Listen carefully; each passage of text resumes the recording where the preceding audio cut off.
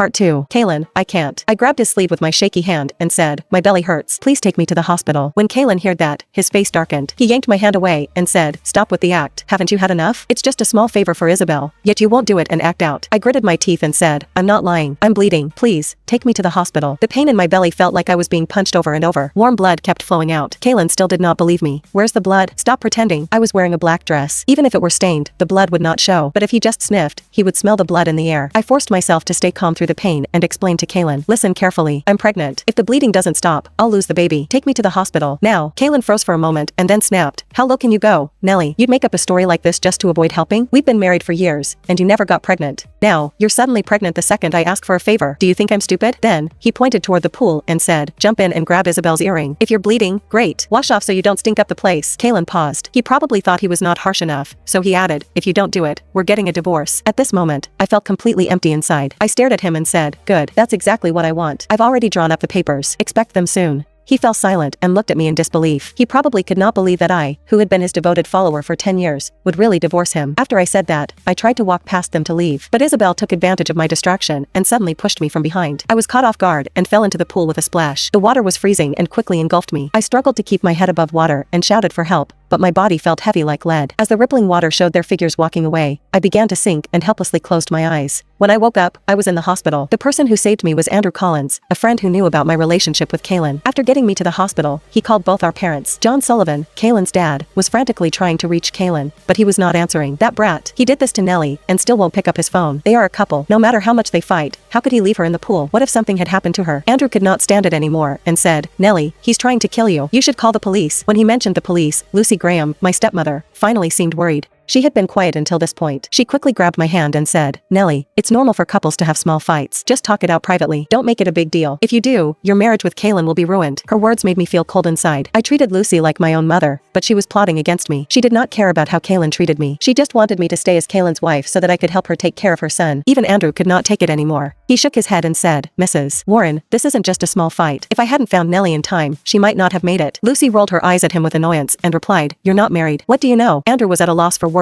and went quiet. I quietly pulled my hand away from Lucy and said, Mom, you don't need to try to change my mind. I want a divorce from Caelan. Lucy looked shocked and quickly exchanged glances with John across the room. They were both surprised.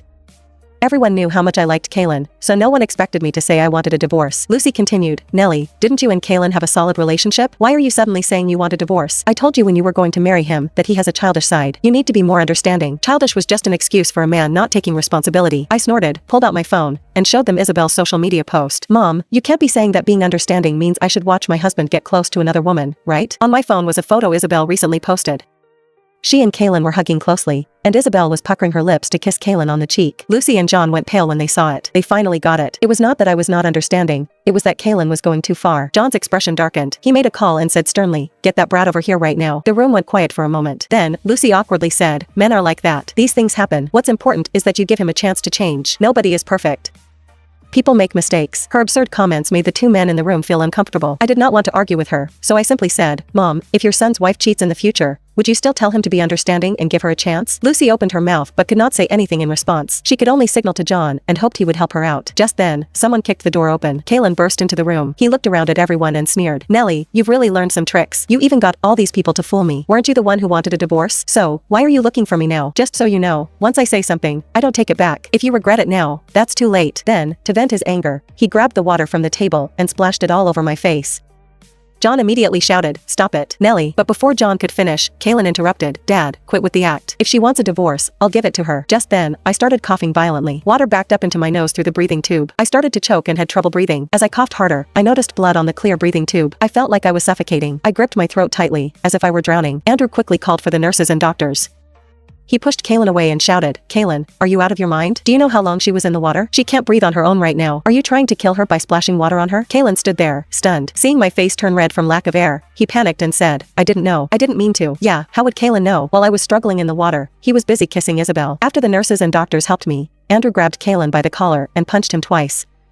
Then, he threw my medical report at Caelan and said, look at what you've done. You left your pregnant wife in the water and caused her to miscarry. She almost died. How can you call yourself human after this? What? Miscarriage? Caelan looked shocked and quickly picked up the report. After reading it, he started shaking uncontrollably. Search 94708 on GoodNovel app to read more.